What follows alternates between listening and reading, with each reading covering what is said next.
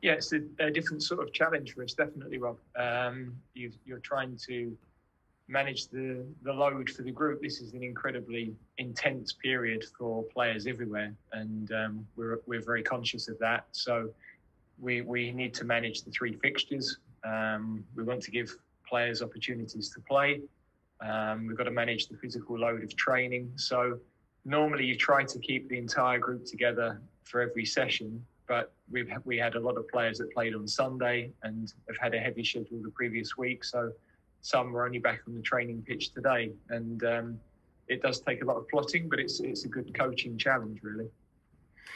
I have to ask you about Tammy Abraham, Jadon Sancho and Ben Chilwell. They're not going to face any police sanctions for that party they attended on Saturday night. But what's the strength of your feeling about what they did? Well, I think the players have already accepted that they were in the wrong. They've broken those lockdown guidelines that are there. I have to be very careful about being on my moral high horse about things that happen when we're not in camp with the team. We do have an issue in terms of the COVID guidelines and making sure that any player that comes in is as low a risk as possible in terms of the whole group. So we're having to monitor the players. They will have been tested today, possibly tomorrow.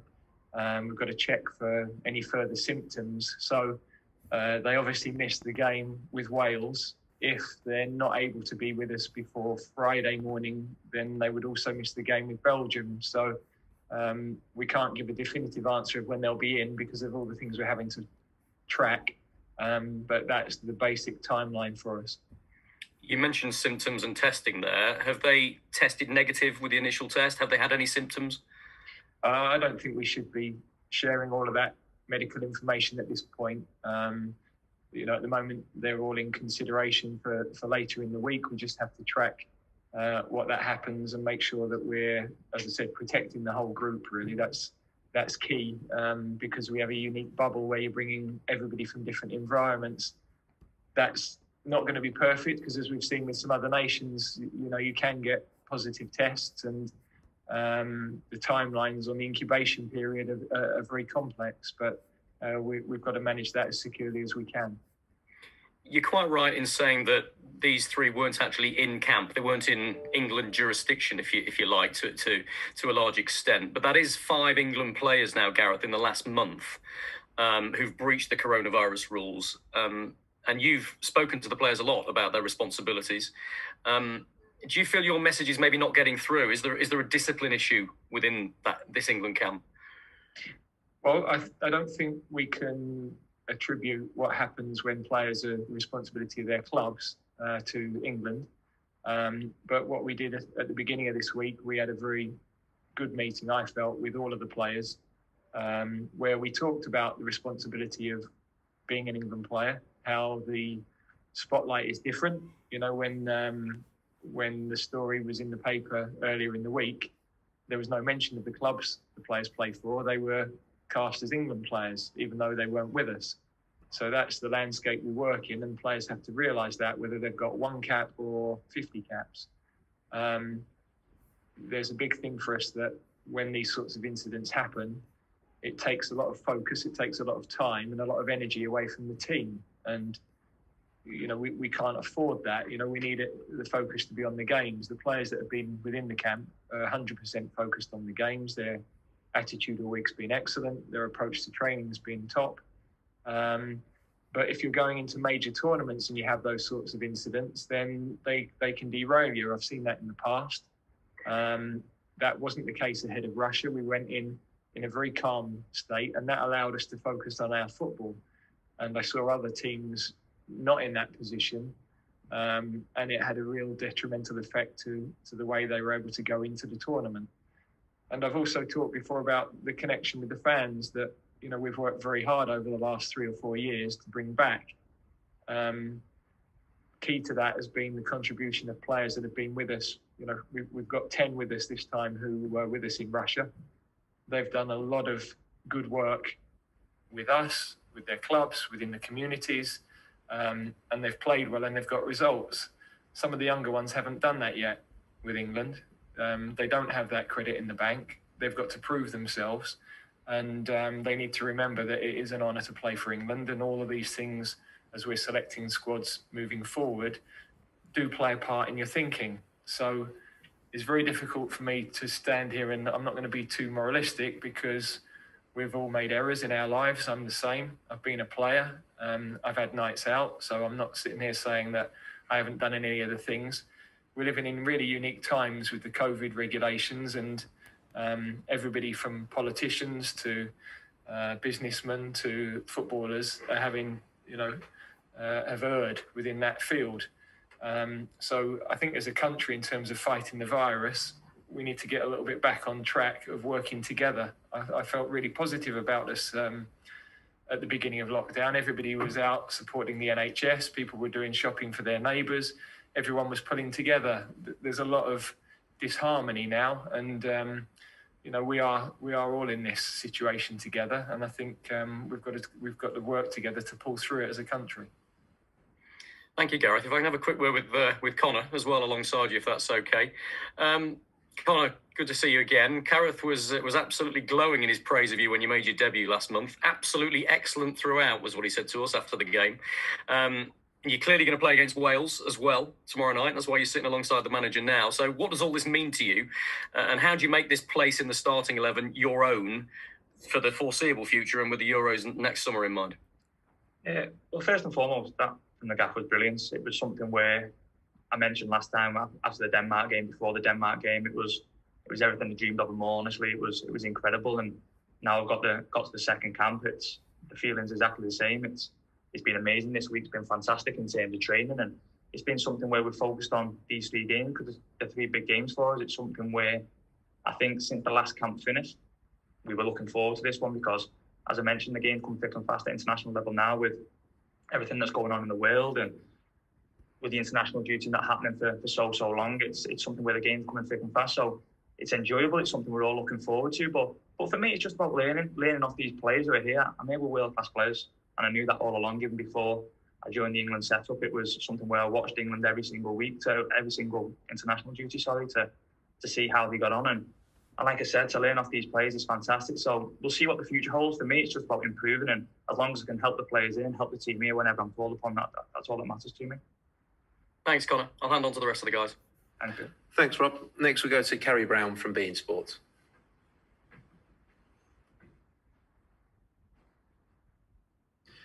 Kerry, I think you're on mute. Sorry. Apologies, thank you. Gareth, due to the COVID breach ahead of your last match and because you were without a dearth of players due to injury or due to coming back from the summer break, you opted for a conservative approach. You've had a bit more preparation time after this breach.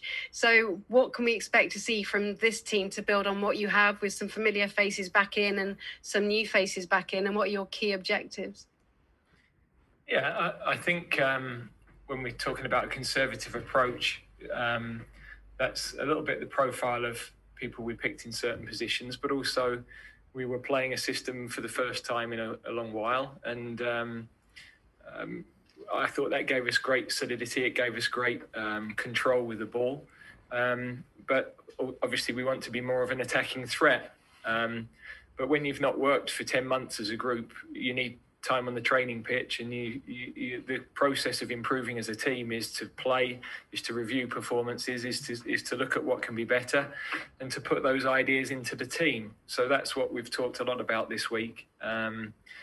You don't have that time that you get at a club. Even with the shortest of pre-seasons, you get 2 or 3 weeks with the club.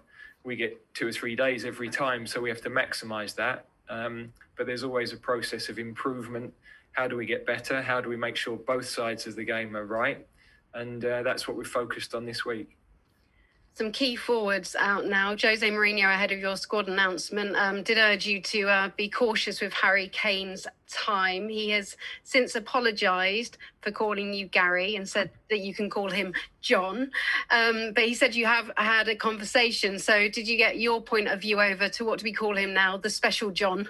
And have you accepted his apology? Oh, absolutely. Look, I have to say he messaged me privately anyway to apologise, and I knew because he's called me Gary before in a media conference a few years ago, and so I kind of knew, goodness me, we have coaches coming here who can speak 4 or 5 languages to get every nuance of that right. I've huge admiration for the way they deal with that, frankly. I've got O-level Spanish and French, but that's my limit. So I had no issue with that at all. I said to him, there's only one Gareth that he's got to get right, and he'll score all the goals for him this year. So from my point of view, not an issue at all. In terms of the players, we've got to look after all the players. And I think we've always done that. We don't take risks. I've been a player. I didn't like it if managers took risks with me, but they never did, because I always knew whether I was ready or whether I wasn't, and I was prepared to go for things a little bit more than I think we do now. Medically, we're a lot tighter in this day and age, so we don't want players missing any football. I'm not prepared to risk players' welfare. We will balance the minutes of the squad. We have to do that. There's a huge schedule through the season, but I think we can keep freshness in the team for the 3 games, and field teams that are more than capable of winning all 3. Thank you, Kerry. Next, we'll go to Alex Howell from BBC Sport. Hi, Gareth. Hi there. Just how hard is it to be a young player in this day and age, and especially throughout the coronavirus pandemic? Well, I think to be a player, full stop, is more difficult than people might realise. The journey to becoming a professional player is an incredibly difficult one. You've got to have incredible qualities to get there.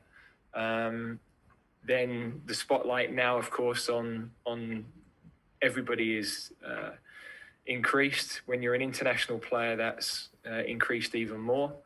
But these are the things that our more senior players have tried to help with this week. We're recognising that young people will make mistakes.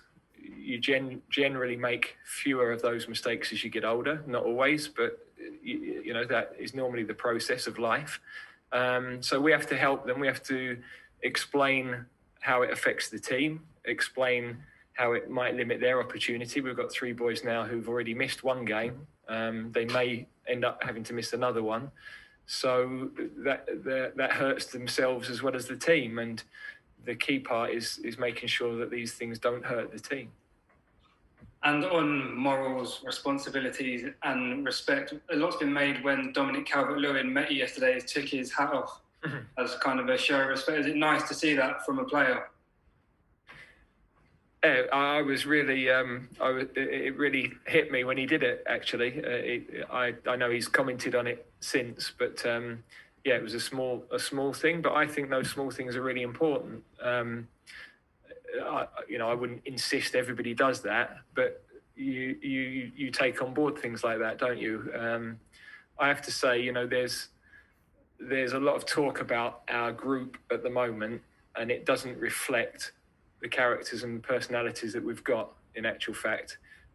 So it's I think the group in general would find it difficult that they're being tarnished with being personalities and characters that they're not. You can run through any number of names to see the good work that they've been doing, that they've done. That again, I think galvanizes the whole group to say, hang on a second, we've got to start to get a grip of what we're doing away from here. The hard part of that is I don't have control over that. When players are in their own time or with their clubs, they don't have control of that. What we're certain on is if anything happens within our camp, then we do have the opportunity to affect that. And further down the line, we've got to just make sure that we're selecting the right characters that we can rely on when we're in the key moments of matches. Thank you, Alex. Next, we'll go to Jack Rosser from the Evening Standard.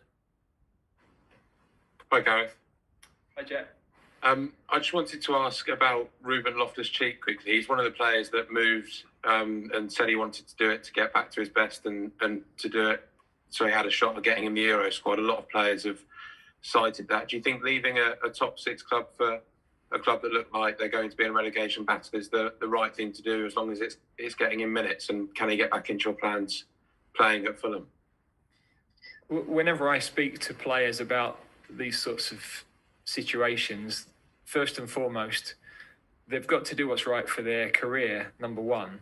And England is a consequence of that further down the line. So I think when you're making career decisions, you want to be playing football first and foremost. And if there's more likelihood of playing football regularly at Fulham, given the amount of football that Ruben's unfortunately missed with various injuries, then for his own development and his own enjoyment of his career, then I think that's key. And then if he can play well, then getting back in the England team gets on the radar. But he's missed nearly 18 months. I mean, really unfortunate to get the injury. He was having a super spell with Chelsea going into the latter stages of the Europa League. Misses nearly a year. Then just as he's getting back to fitness, we have the pandemic. So he's missed a huge chunk. Very unfortunate. But we know the talent that he has. We know what he's capable of. Hopefully he can get back to playing regularly with Fulham. And then he can go from there. Cheers, Gareth. Thanks, Jack. Next we'll go to Lewis Cox from the Wolverhampton Express and Star. Just for Connor, if possible. Connor, hope you're well. I just wonder how training with Gareth and the squad compares to being back in Compton and under Nuno. Well, first and foremost, it's been brilliant. It's been something where the last two camps I've enjoyed more than anything. In terms of comparing it back at Wolves, it's something where we have top players at Wolves as well. Real top players where the intensity and everything is really, really high every single day. So to prepare myself for coming here has been great because, like I said, the amount of talent and everything we've got at Wolves have been brilliant. But speaking about England now and being here, the whole training, everything that comes with it, the tactical aspect of it, listening and everything that comes with it has been absolutely incredible. And I'm learning every time I come. Every single time I go onto the training pitch, I'm learning, and that's the most important thing. But in terms of comparing it to Wolves, it's been great because, as I mentioned, we've got some fantastic players at Wolves who I love playing with every single day as well. Yeah. Do you think that your sort of progression as an individual with Wolves and as a team is sort of highlighted with another call-up? You sort of reaping the rewards? I'll be honest, I don't look at it like that. I look at it in terms of every single time I play for Wolves, I try and help the team. I try and help the club as much as I possibly can. And that's something I say all the time. And that's no different when I get called up to international duty as well. I just want to make sure that I'm ready when and if I'm called upon by the gaffer to help my teammates, to help the team move forward and improve and hopefully get results. And I think that's the most important thing. I'm not someone who looks too far ahead. I look at what's going on now. And at the minute, I'm a very proud man to represent my country. Thanks, Colin. Thanks, Lewis. Next we'll go to Jack Pitbrook from The Athletic. Hi, Gareth. Jack. With 3 camps left before the Euros, what's your current thinking on the goalkeeping position? Well, I think we've got to be careful about using the 3 camps left in terms of, where should we be as a team and where should we be in our thinking, because we had no games for 10 months. So we've had to start again, really. The momentum that we had, we've had to start again. Clearly, we know that Jordan has made errors.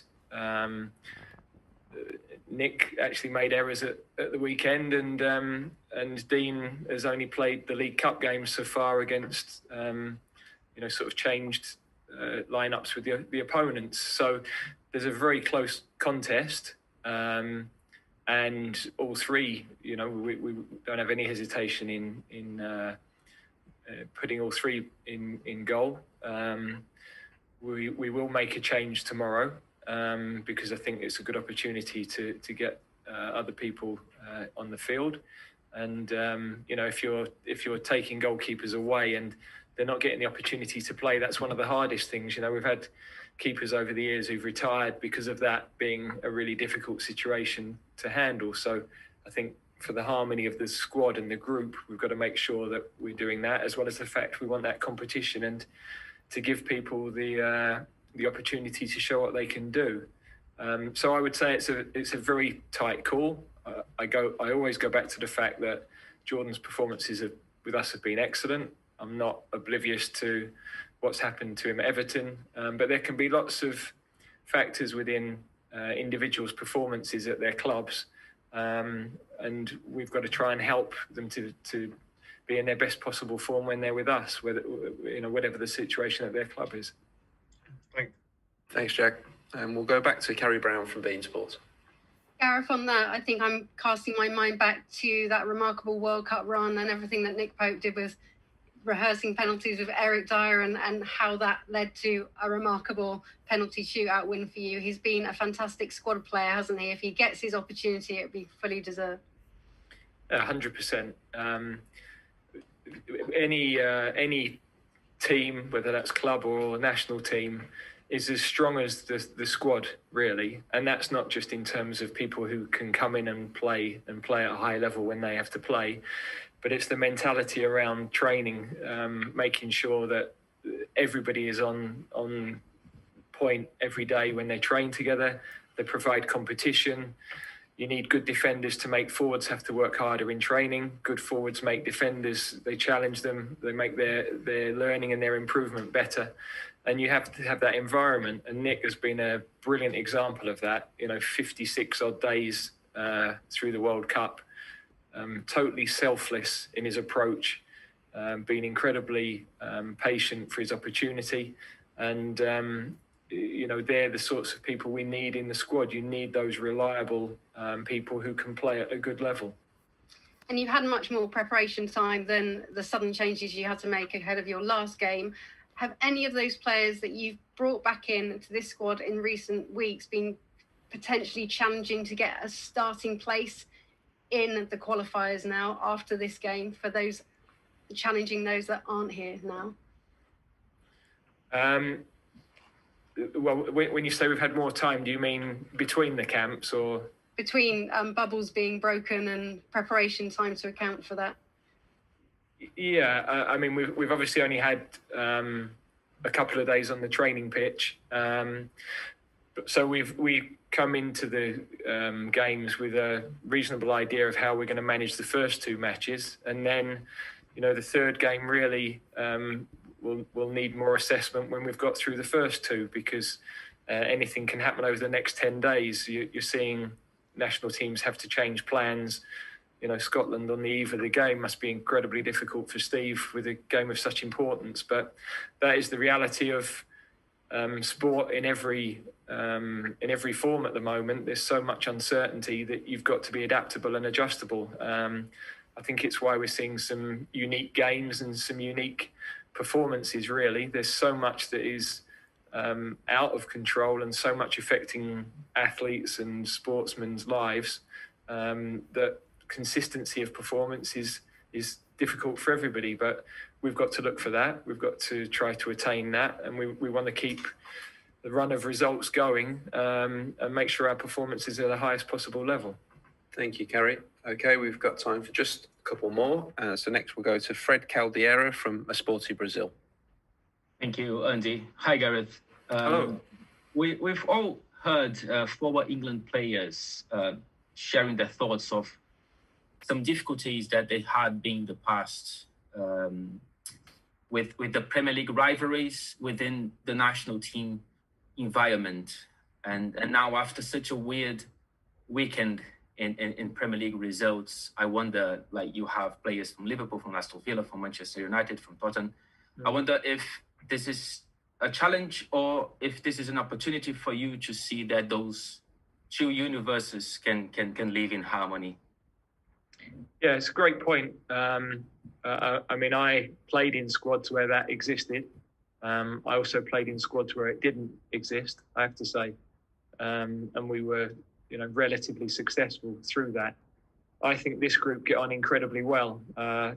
And I think it is acceptable for people to go hammer and tongs on a Saturday, Sunday, and then put that to one side and be close and be sitting at breakfast because they like to come with a national team. I think other countries do that. And I think these players definitely do that. I've seen that this week. There were difficult games for people to come through at the weekend. But we again spoke about this as a group. But I think it actually doesn't need saying with this group of players because they're so close. They enjoy coming back together. They understand that the rivalry is there, and quite right, they should really go for it when they're with their clubs. No quarter asked or given. But sport is about putting that to one side at the end of the game and shaking hands with the opponent. And then when you come with the national team, getting on with a different focus, which I think is a nice change of environment for them. You know, some guys are coming off a good game at the weekend. We want them to continue that. Some have had a more difficult game. This is a chance for them to change focus, put that out of their system, and focus on games with England. Thank you. Thank you, Fred. And we'll finish where we started with one more from Rob Dorsey at Sky. Thanks, Andy. Gareth, a British derby game, if you like, England against Wales, is usually a pretty feisty affair, but obviously there aren't going to be any fans at Wembley, which disappoints everybody. But also, it's fair to assume that for England and Wales, you've got bigger, more important games to come in the coming days with the Nations League and competitive matches. How do you think all that's going to affect how the game's going to go? Well, we've only got one match in our mind at the moment, and that's the game with Wales tomorrow. We have to, as a group of staff, plan the week, but our focus on preparing the team for this game has been exactly the same as it would be for any other game. And we know it's every time we play for England, it's important. We know that there's no such thing really as a friendly anyway. And certainly with playing Wales, we know what it means to them. But I would be disappointed if anybody thought that English players were less passionate about playing for their country or playing in a game like this than the Welsh. And we have to go and show that, but we've also got to play the way that we play and not focus on just being a battle against an opponent that has high motivation to play. Our team tomorrow, when you go through it, will have huge motivation to play. And it might lack a little bit of experience, but there's great opportunities for everybody and a really good opportunity for us to learn a lot and to take on an opponent who will give us a super game tomorrow. Okay. Thank you, everybody. That concludes this media conference. Appreciate your time this evening.